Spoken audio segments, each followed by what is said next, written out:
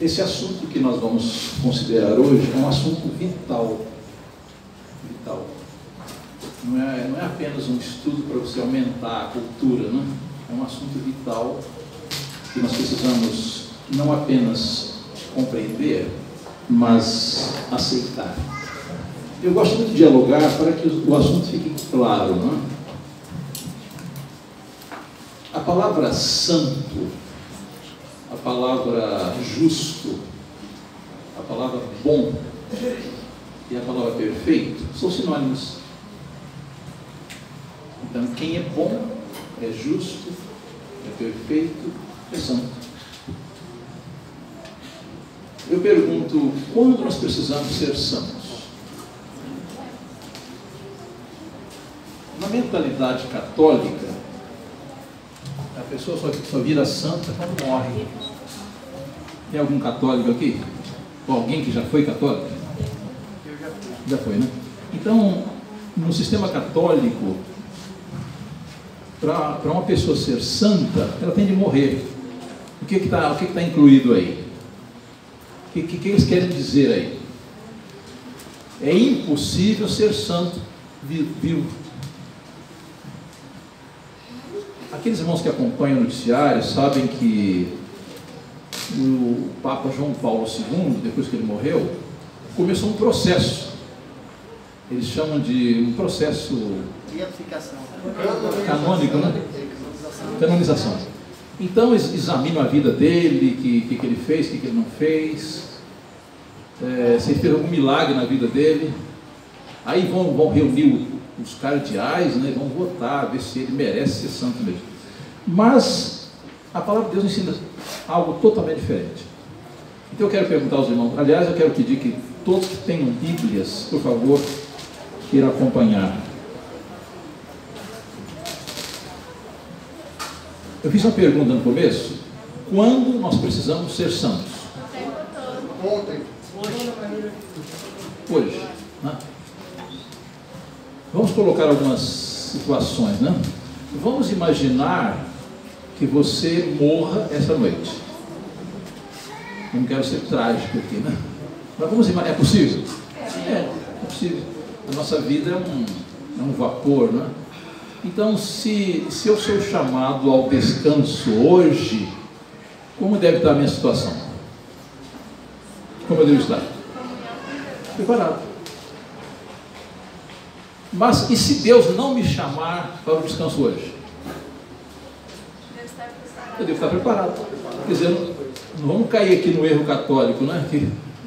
Que o santo é só aquele que morre, né? Não. Então nós devemos ser santos. Se alguma coisa não ficar clara, os irmãos sintam-se à vontade, que eu gosto muito de dialogar para que o assunto fique claro, né?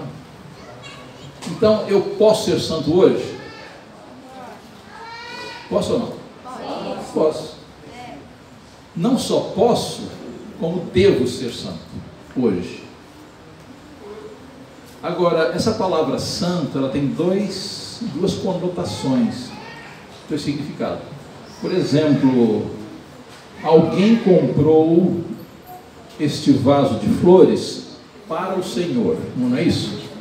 Esse vaso está aqui porque alguém comprou como uma oferta para o Senhor. Está claro? Então esse vaso aqui é santo. Entenderam? O que quer dizer isso? Tudo que é separado para Deus, tudo que é separado para um fim santo, é santo. Então essa é a primeira conotação. Então quem é uma pessoa santa? Aquela pessoa que se dedicou a Deus, é santa. Então esse é o sentido. Santo quer dizer uma coisa separada para Deus. Por exemplo, nós dizemos assim: o sábado é um dia santo. Por quê? É um sábado, é um dia dedicado a Deus. Nós dizemos também, nós lemos que o dízimo é santo. Por quê? É separado para Deus, está claro? Então, num sentido, toda pessoa ou todo objeto que é dedicado a Deus é santo, está claro? Mas a palavra santo tem outro significado também. Santo é aquele que recebeu um caráter perfeito. Talvez alguém esteja perguntando, poxa, mas quando eu olho para mim eu não vejo santidade. Tem alguém pensando nisso? Tem. Eu não vejo santidade em mim. E você nunca vai ver. Quero dizer isso para você. Você nunca vai ver santidade em você. Bom, a não ser, não se ofenda, por favor, a não ser que você seja um fariseu. O fariseu, ele se considera santo, mas com um motivo errado. Sabe por quê? Que não fica bem para o melhor, fala mal do pior. Entendeu o pensamento? Há tanto de bom no pior dos homens e tanto de mal no melhor deles, que não fica bem para o melhor falar mal do pior, porque ninguém é melhor, é claro? Ninguém é melhor. Agora, irmãos, vamos então aqui à palavra de Deus. Eu repito que se alguém tem a Bíblia, por favor, acompanhe. Hebreus 12, verso 14. Diz o apóstolo Paulo: segui a paz com todos e a santificação, sem a qual ninguém verá o Senhor. Então, irmãos, é por isso que no começo eu falei assim, esse assunto não é um assunto só para aumentar a cultura, não. É um assunto vital. Quer dizer, quem vai entrar no reino de Deus? No céu eterno? Quem vai? De acordo com esse verso. Santos. Santos. Só santos entrarão no céu. Por quê? Será que Deus não podia levar todo mundo de qualquer jeito para lá? Não. Por que não? O céu é um lugar puro, perfeito, de paz, de harmonia, de santidade. Então, se Deus fala assim, não, eu vou levar qualquer um, porque eu sou muito misericordioso, né? Mas existe essa crença. Uma vez eu estava conversando com um vigário católico, e ele disse, olha, quer saber de uma coisa? Deus é bom, Ele vai salvar todos. Ninguém vai se perder, porque Deus é bom. Não é um argumento bonito? Deus é bom, e como Ele é bom, Ele vai levar todo mundo para lá. Mas vamos imaginar que Deus fizesse isso. Então, se uma pessoa que é uma pessoa depravada, né? Uma pessoa que vive escravizada ao pecado. Até eu vi uma historinha engraçada, alguém falou assim, olha, você gosta de carne? Olha, fique sabendo que no céu não vai ter carne. E ninguém no céu vai pegar uma faca e correr atrás de um cabrito para matar lá no céu. Não vai ter história. Então, eu só quis trazer esse ponto para entender o seguinte: como o céu é um lugar santo, perfeito, justo e puro, Deus quer nos fazer de nós elementos puros, santos e justos. Agora, uma palavra de conforto, irmãos, é o seguinte: ninguém consegue fazer isto, está claro? Ninguém consegue ser santo por si mesmo. Santificação é obra de Deus. Então, observe, irmãos, essa frase que diz assim: seguir a paz com toda a santificação, sem a qual ninguém verá o Senhor. Quer dizer isto? Então, ser santo é uma condição essencial para entrar no lar. Ser santo é uma condição essencial para entrar no céu. Está claro? Bem, vamos ver um verso paralelo a este. São Mateus capítulo 5, verso 20. Eu falei há pouco que santidade, justiça, perfeição, bondade são sinônimas, é claro? Então observe o que Jesus disse em Mateus 5,20: porque eu vos digo que se a vossa justiça, o que é justiça? Santidade, perfeição. Se a vossa justiça não exceder em muito a dos escribas e fariseus, jamais entrarei no reino dos céus. Não é a mesma coisa? Foi lida na santificação? Quer dizer, sem santidade não vamos entrar no céu, sem justiça não vamos entrar no céu, é a mesma coisa. Justiça, santidade, perfeição, bondade, a mesma coisa. Vamos ler um outro verso paralelo a este.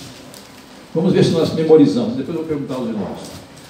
João capítulo 3 é uma parte muito conhecida da Bíblia.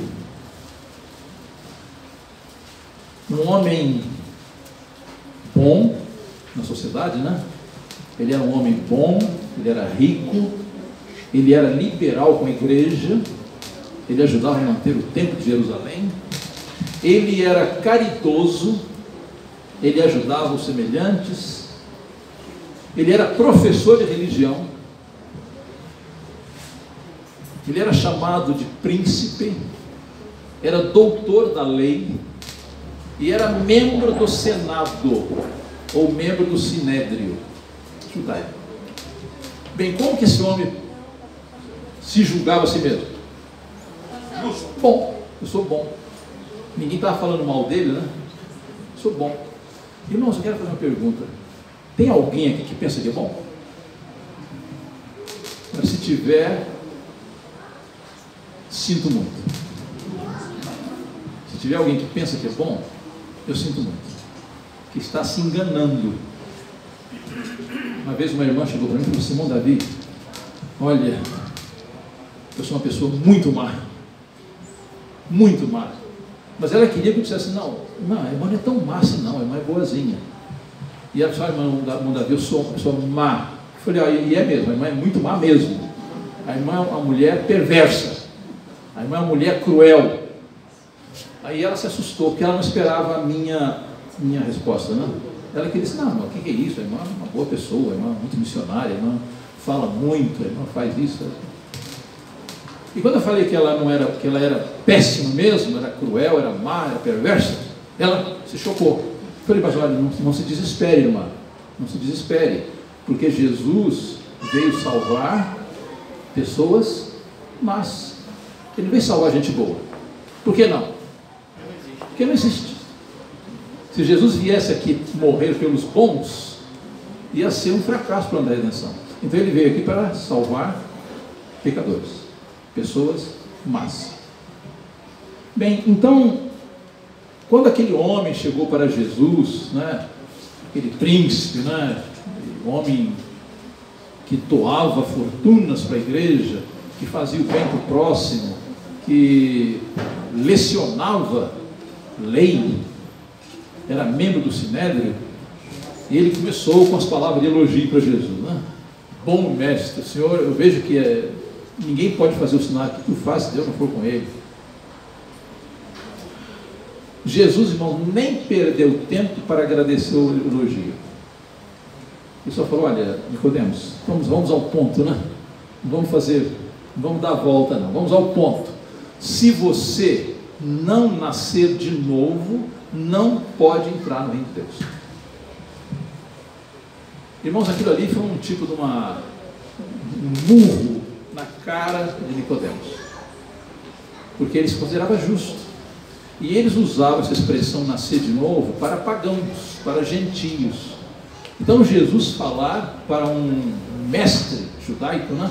Um doutor da lei, um bom cidadão, que ele vai nascer de novo, aquilo foi uma ofensa para Nicodemos. E Nicodemos, ele tratou de fazer uma ironia. Em outras palavras, ele tratou de criticar as palavras de Cristo. Ele falou: olha, mas mestre, eu sou um homem de 60 anos, né? Como que um homem na minha idade vai nascer de novo? Ele vai voltar ao ventre da mãe e nascer? Jesus não perdeu tempo. Ele falou: olha, Nicodemos, eu vou repetir. Se você não nascer da água e do Espírito, não pode entrar no reino de Deus.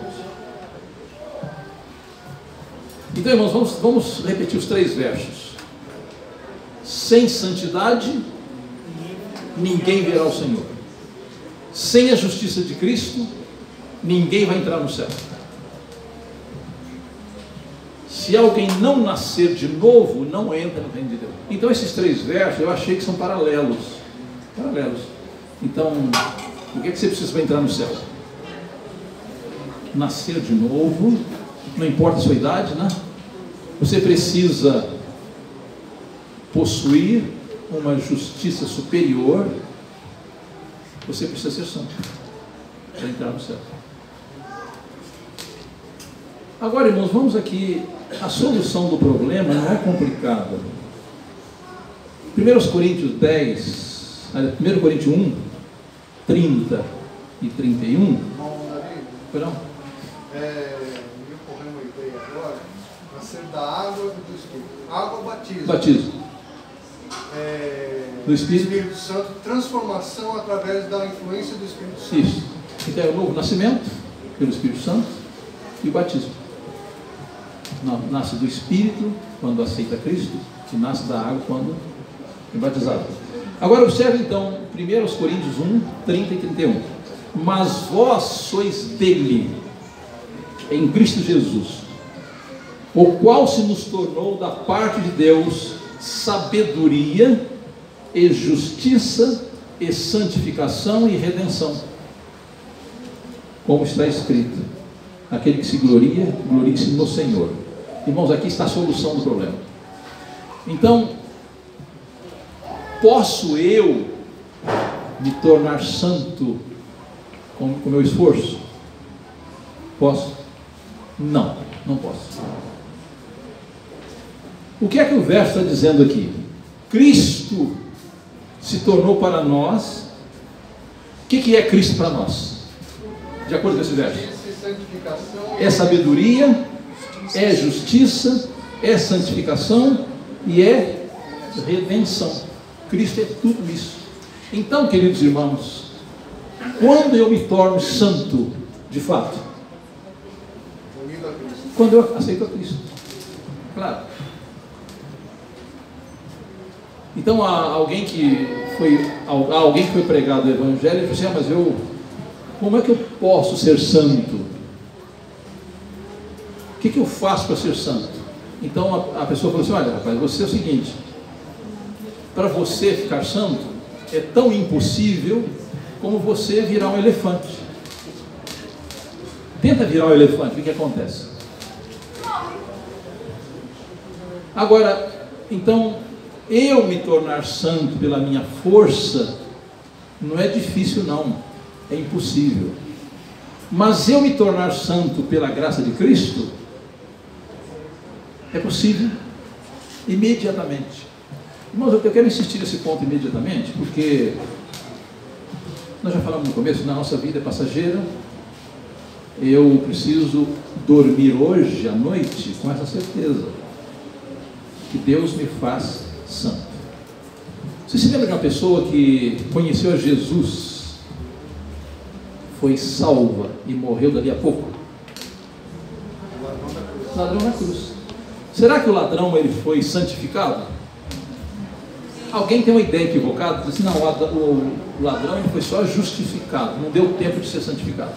Eu discordo, porque Deus não faz uma obra imperfeita, nem incompleta. E de acordo com o verso que lemos no começo, Hebreus 12, 14, diz: sem a santificação ninguém verá o Senhor. E Jesus garantiu a vida eterna para o ladrão, não prometeu? Então, será que ele não foi santificado? Foi. Irmãos, há um texto do Espírito Profecia que eu gosto muito, eu não lembro a página, mas diz assim: a santificação é obra de toda uma vida, seja esta curta ou longa.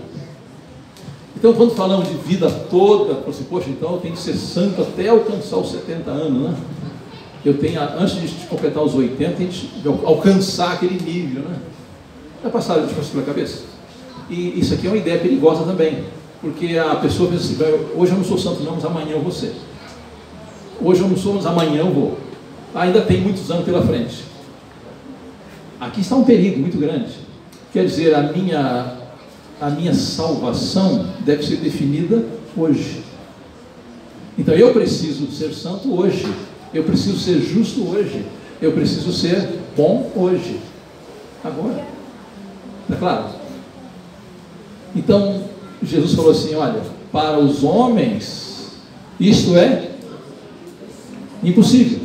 Mas para Deus, tudo é possível. Então, irmãos, eu espero que nós possamos sair daqui hoje santos. Amém. 1 Tessalonicenses 4, 3 a 5. Esta é a vontade de Deus, a vossa santificação, que vos abstenhais da prostituição, que cada um de vós saiba possuir o próprio corpo em santificação e honra, não com o desejo de lascívia, como os gentios que não conhecem a Deus.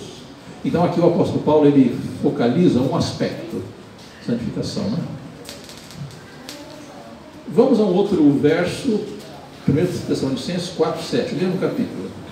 Porque Deus não nos chamou para a impureza, e sim para santificação.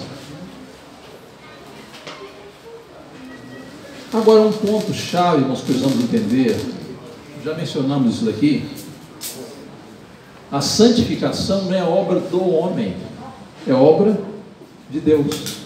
É claro que o homem precisa submeter-se para que Deus faça o trabalho, né? Observe o que diz em Ezequiel 20, verso 12. É um verso que quase todo reformista conhece de cor, né? Ezequiel 20, verso 12. Também lhe dei os meus sábados. Às vezes usamos esse verso para provar que é o sábado, né? Mas aqui diz algo mais também. Também lhe dei os meus sábados para servir de sinal entre mim e eles. Observe a parte final. Para que soubessem que eu sou o Senhor que os santifica. Isso aqui precisamos saber, irmãos. Eu preciso saber que quem me santifica não sou eu, é Deus. A minha parte é decidir-me, é unir-me a Cristo, é permanecer em Cristo. Mas quem faz o trabalho de me santificar é Deus. Então diz aqui, para que soubesse. Então, o que tem o sábado a ver com a santificação? Tem muito. Se eu guardo o sábado corretamente, irmãos, guardar o sábado corretamente é fazer aquela lista. Eu posso falar isso, posso não falar aquilo, eu posso fazer isso, não posso fazer. Não é isso não. Não é fazer aquela lista não. Quando você chegar no fim da lista, você já esqueceu do começo. Então, se eu guardo o sábado, qual deve ser o meu pensamento no sábado? O meu pensamento principal. Qual é o propósito do sábado? O sábado é um sinal do poder criador de Deus. Salmo 33, 6 e 9 diz que Deus falou e tudo se fez. Ordenou e tudo. Então, irmãos, para Deus criar alguém, quanto tempo ele precisa? Precisa de tempo. Ele fala. Para Deus recriar alguém, quanto tempo ele precisa? Ele falou e tudo apareceu. Quer dizer, quando Deus me aceita, porque eu me entreguei a Ele, Ele me santifica, Ele me transforma, Ele me dá um novo nascimento. Agora a minha parte é permanecer com Ele.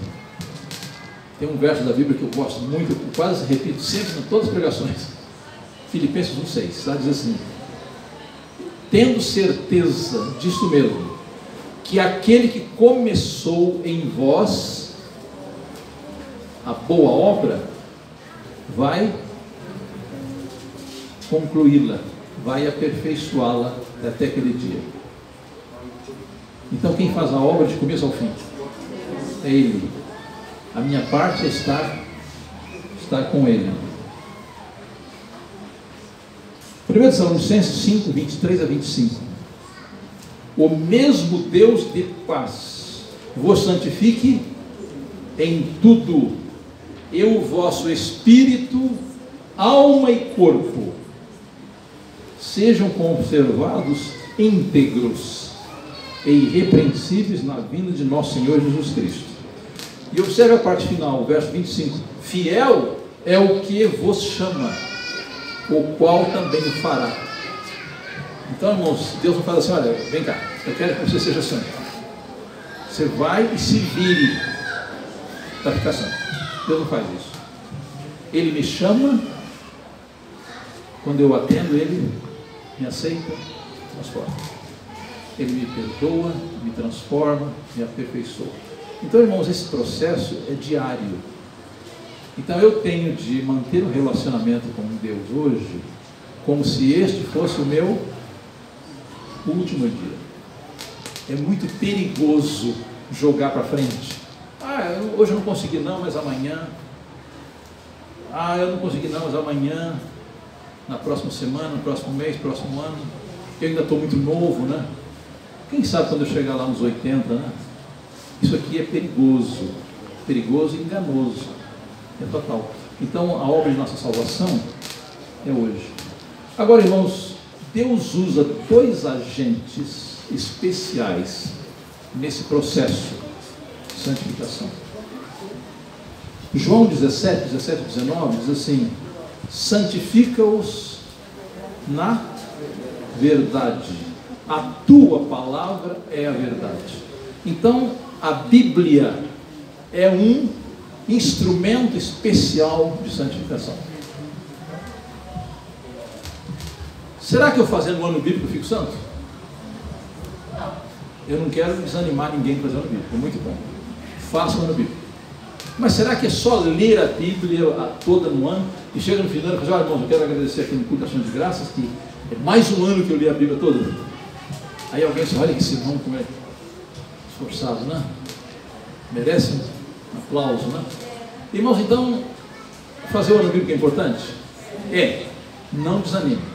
Mas o que me santifica não é eu decorar a Bíblia, não é eu ler 3 capítulos por dia ou 5 por dia, não. O que me santifica é eu tomar a palavra, um verso bíblico, e aplicar aquele verso para mim. Irmãos, já ouviram alguém dizer assim: olha, irmãos, eu achei um verso aqui, olha, mas é excelente para aquele irmão, viu?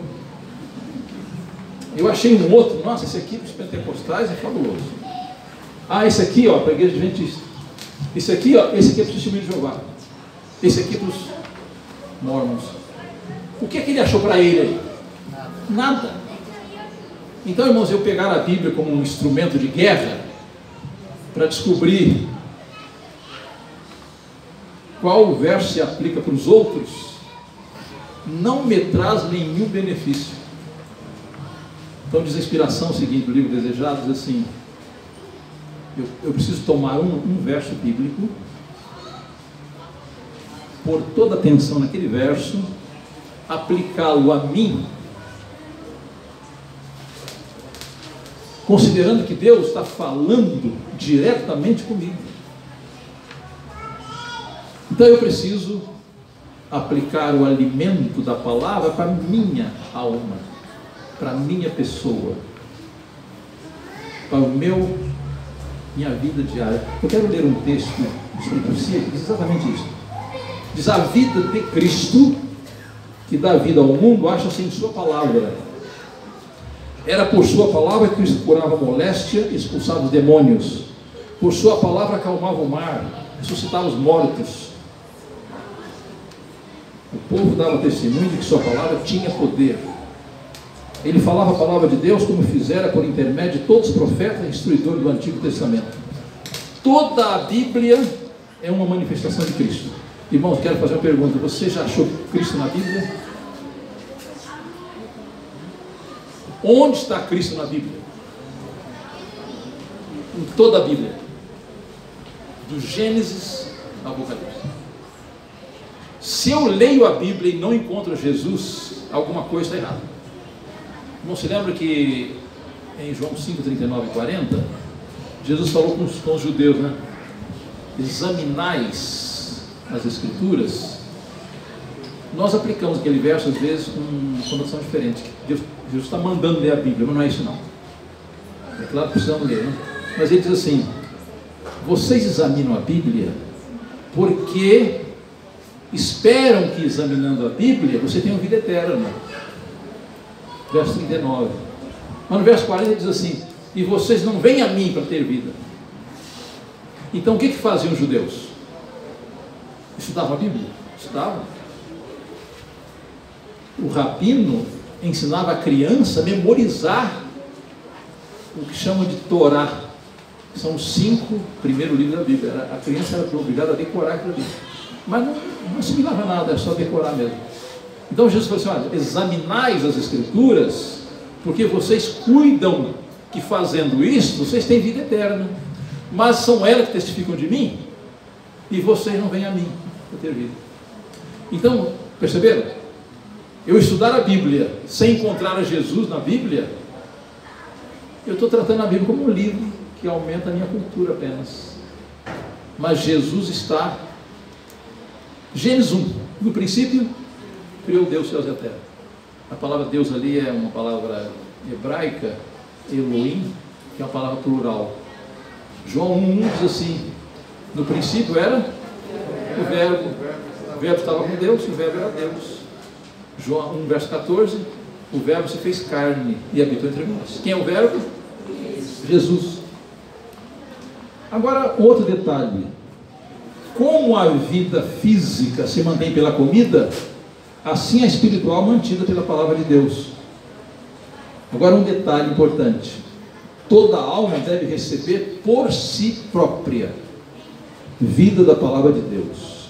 Irmão, se eu fizesse uma proposta aqui para vocês, eu falei assim: olha, irmão, é o seguinte, depois do culto divino, nós vamos comer. Mas os irmãos não precisam comer, não.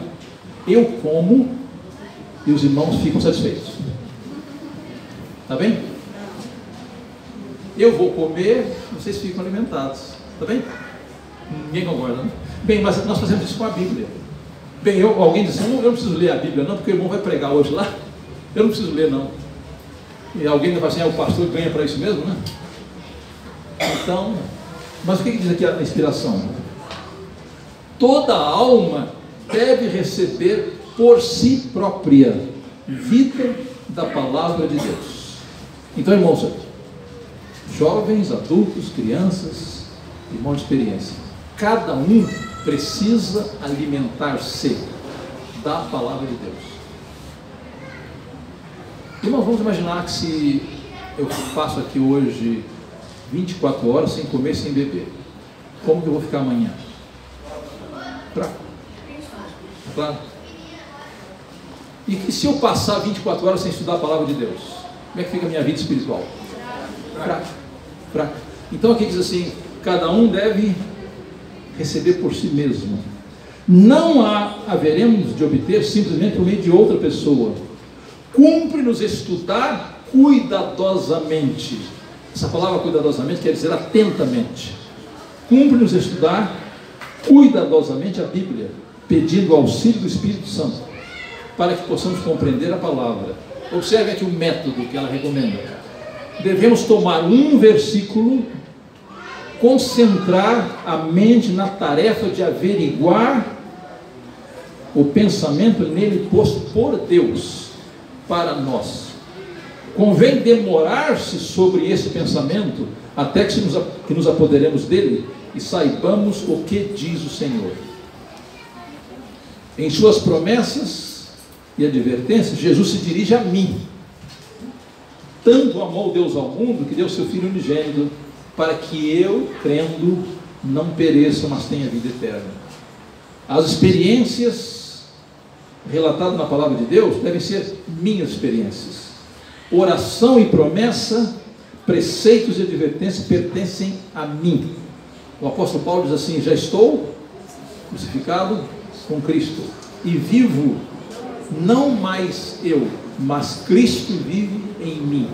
E a vida que agora vivo, vivo-a na fé do Filho de Deus, o qual me amou e se entregou a si mesmo por mim. Irmãos, eu dizer que Jesus é o Salvador do mundo é um fato histórico, mas não é salvação. Salvação é eu crer de coração que Ele é o meu Salvador. Ele me salvou individualmente. Observem mais um detalhe importante, irmãos. Olhando sempre a Jesus com os olhos da fé, seremos fortalecidos. Deus fará as mais preciosas revelações a seu povo faminto e sequioso. Verificarão que Cristo é um Salvador pessoal. Ao alimentar-se de sua palavra, acharão que ela é espírito e vida. Agora eu quero dar ênfase, irmãos, a essa frase aqui. A palavra destrói a natureza carnal, terrena, e comunica nova vida em Cristo Jesus. Grave bem essa expressão. A palavra de Deus destrói a natureza carnal, terrena, e comunica nova vida em Cristo Jesus. Como que ela faz isso? É lendo ou assimilando, e tem outro detalhe, obedecendo. Que eu posso estudar, posso pesquisar, consultar dicionário bíblico, comentários bíblicos, de profecia, mas se eu não aplico a mim e não obedeço, não tem efeito. Então, irmãos, eu estou mencionando aqui a palavra de Deus como agente de santificação. É a palavra de Deus orientada pelo Espírito Santo que faz essa transformação em nós. Agora vamos falar sobre o Espírito Santo. Bem-aventurados que têm fome e sede de justiça, o sentimento da própria indignidade. Irmão, por isso que eu falei que é perigoso alguém pensar que é bom. Que nós só estamos preparados para receber a salvação quando descobrimos que não somos bons, quando aprendemos que somos maus, pecadores. Então Jesus veio salvar pecadores. Observem aqui, o sentimento da própria indignidade levará o coração a ter fome e sede de justiça, e esse desejo não será decepcionado. Os que dão lugar a Jesus no coração compreender-lhe-ão o amor. Todos quantos anseiam ter semelhança de caráter com Deus serão satisfeitos. O Espírito Santo nunca deixa sem assistência a alma que está olhando a Cristo. Observe, quando que o Espírito Santo opera essa transformação na minha vida? Quando eu estou olhando a Cristo. Mas vem a pergunta, como que eu olho a Cristo se ele não está aqui fisicamente? A sua palavra. Então, quando eu estou estudando, meditando com oração e assimilando a sua palavra, o Espírito Santo faz a sua obra de transformação. Ele toma do que é de Cristo e mostra-lhe. Se o olhar se mantiver fixo em Jesus, a obra do Espírito não cessa, até que a alma seja conforme a sua imagem. Então, irmão, no texto anterior eu li que a palavra de Deus, o que ela faz em nós? Gravaram a expressão? O que a palavra de Deus faz em nós? Destrói a natureza carnal e nos dá nova vida em Cristo Jesus. Agora vamos ver o que faz o Espírito Santo. Para o pecado, onde quer que se encontre, nosso Deus é um fogo consumidor. O Espírito Santo consumirá o pecado em todos quantos se submeter a seu poder. Perceberam que é uma expressão paralela? Destrói a natureza carnal. O que faz o Espírito Santo? Diz assim: o Espírito de Deus consome o pecado em todos quantos se meter a seu poder. Agora quero dialogar um pouquinho com vocês sobre isso aqui. Que pecado ele destrói?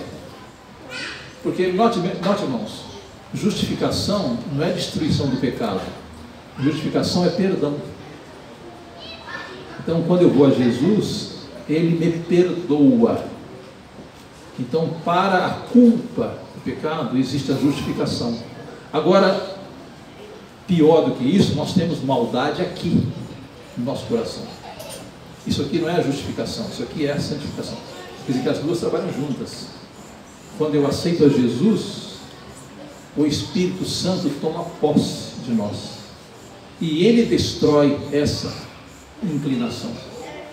Por pior que sejamos, por mais depravados, por mais cruéis, por mais precipitados, por mais desonestos que sejamos, ao me submeter a Cristo, ele me perdoa e o Espírito Santo me transforma. Então, enquanto eu permanecer em Cristo, irmãos, há dois detalhes aqui importantes. Quando eu aceito Jesus e permaneço nele, eu sou considerado justo perante Deus. Porque a justiça de Cristo, a perfeição de Cristo, a santidade de Cristo, a bondade de Cristo é colocada na minha conta, no juízo. Então eu sou considerado justo. Mas o Espírito Santo faz um trabalho simultâneo. Quando eu aceito Jesus, João 3, 1 e 5, 2 e 5. Quando eu aceito Jesus, o Espírito Santo cria em mim uma nova criatura. Eu sou criado à imagem. Agora, como que eu nasço de novo? Primeiro, aliás, João 1, 12, 13, né? A todos quantos o receberam, deu-lhes o poder de se tornarem filhos de Deus.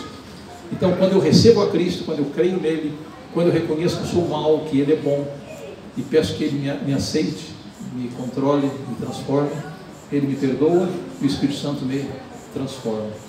E agora eu devo andar com ele. O apóstolo Paulo diz assim: assim como recebeste o Senhor Jesus, também andai com ele. Então não é, mas eu aceitei Jesus já faz uns 5 anos. E depois disso, o que você fez? Bom, já faz 5 anos que igreja. Você continuou com ele? Eu costumo fazer aquela ilustração do casamento, né? O que é melhor? Casar ou ficar casado? Ficar casado. Mas ele pode ficar casado sem casar? Não. Então o que é essencial aí? As duas coisas. É casar e continuar casado.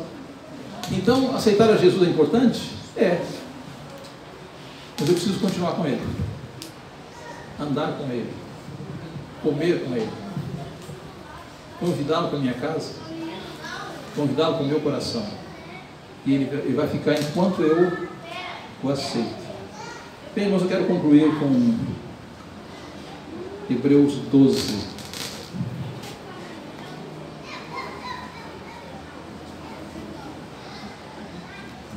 Portanto, a partir do verso 1, também nós, visto que temos a rodear-nos tão grande número de testemunhas, desembaraçando-nos de todo peso e do pecado que tenazmente nos assedia, corramos com perseverança a carreira que nos está proposta, olhando firmemente para o autor e consumador da fé, Jesus, o qual, em troca da alegria que lhe estava proposta, suportou a cruz, sem se importar com a vergonha, e agora está sentado à direita do trono de Deus.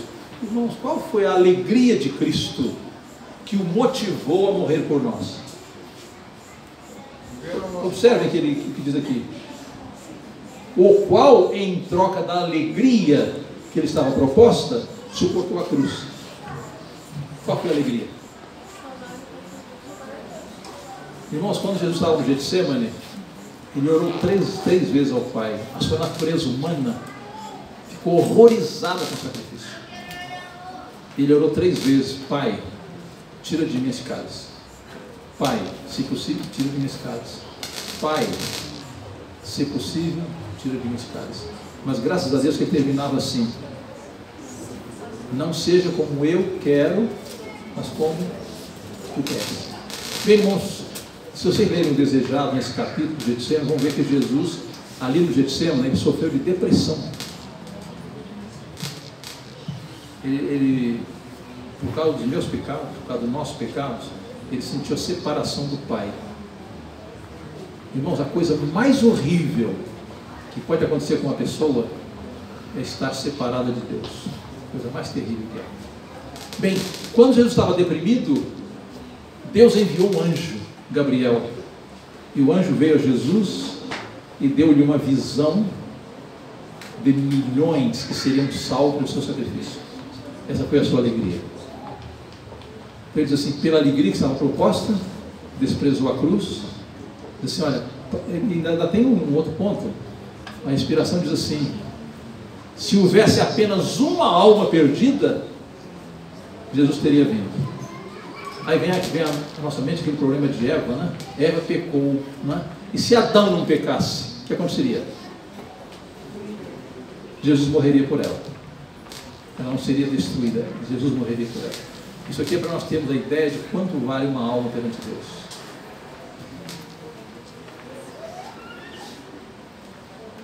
Portanto, pensem naquele que suportou tamanha oposição dos pecadores contra si mesmo, para que vocês não se cansem. Irmãos, quando a gente passa uma prova difícil, né? Quando a gente passa por uma crise, a nossa tendência é pensar assim: poxa, só eu, né? Logo eu, né?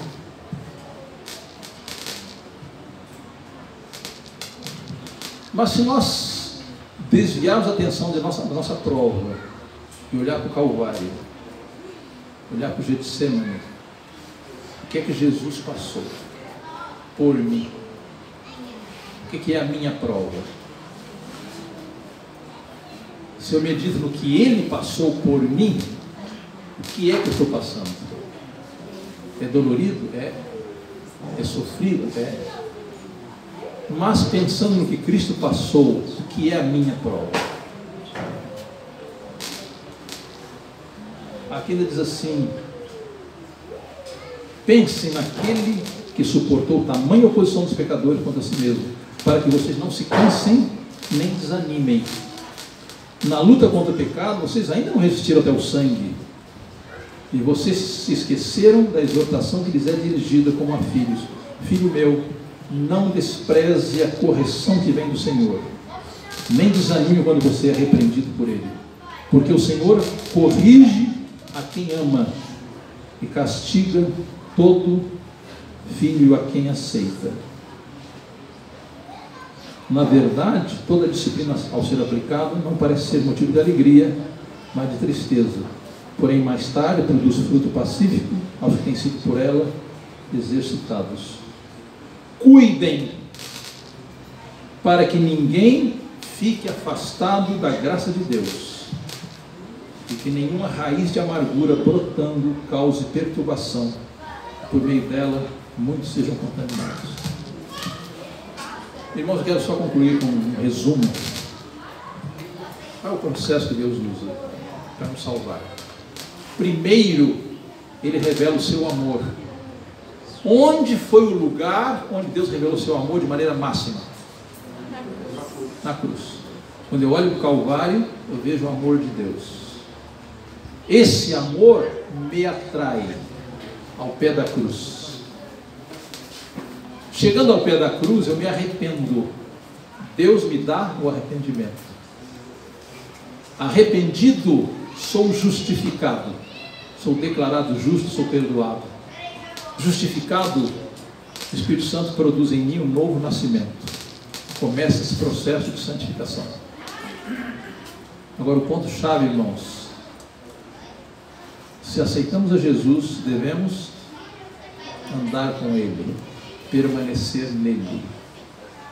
E aquele que começou em vós a boa obra, há de aperfeiçoá-la até o dia da volta de Jesus. Irmãos, quantos querem ter essa experiência? Amém.